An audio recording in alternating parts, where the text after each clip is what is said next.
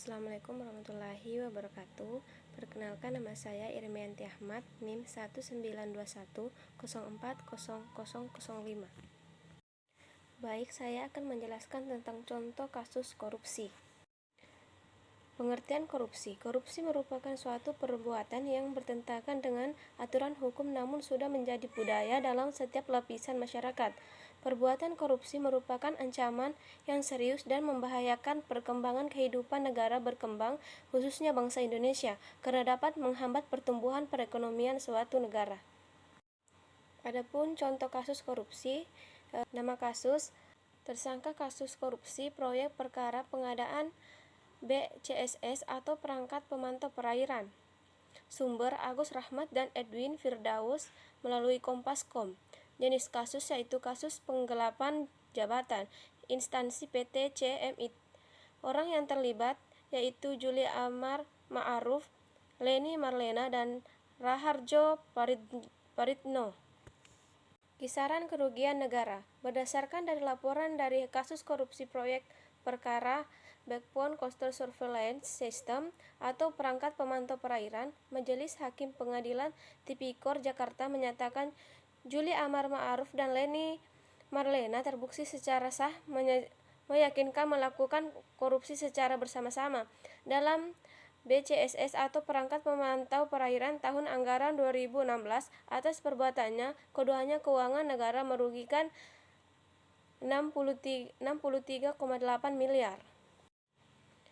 Hukuman atas perbuatan korupsi yang telah dilakukan: 3 orang tersangka kasus korupsi proyek konstruksi tersebut dinyatakan telah melanggar Pasal 2 Ayat 1 atau Pasal 3 Undang-Undang Nomor 31 Tahun 1999 sebagaimana telah diubah dengan Undang-Undang Nomor 20 Tahun 2001 tentang Pemberantasan Tindak Pidana Korupsi Pasal 55 Ayat 1 dan 65 Ayat 1. Mantan Ketua Unit Layanan Pengadaan Badan Keamanan Laut RI atau Bakamla, Leni Marlena, dan anggota koordinatornya Juli Amar Ma'aruf masing-masing divonis 2 tahun penjara dan denda 200 juta rupiah, subsidi 3 bulan kurungan. Pendapat tentang kesusilaan hukum. Atas perbuatan korupsi yang telah dilakukan, 3 orang tersangka tersebut dinyatakan telah melanggar Pasal 2 Ayat 1 Pasal Undang-Undang Nomor 31 Tahun 1999 sebagaimana telah diubah dengan Undang-Undang Nomor 20 Tahun 2001 tentang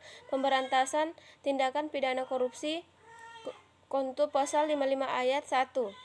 Hukuman ini tentunya juga sudah sangat pantas dijatuhkan terhadap para pelaku korupsi, khususnya jasa konstruksi. Atas perbuatan korupsi yang telah dilakukan, 3 orang tersangka dinyatakan telah melanggar Pasal 2 Ayat 1 atau Pasal 3 Undang-Undang Nomor 31, Pasal 3 Undang-Undang Nomor 31 Tahun 1999 sebagaimana telah diubah dengan Undang-Undang Nomor 20 Tahun 2001 tentang Pemberantasan Tindak Pidana Korupsi contoh Pasal 55 Ayat 1 ke contoh Pasal 65 Ayat 1 KHUP.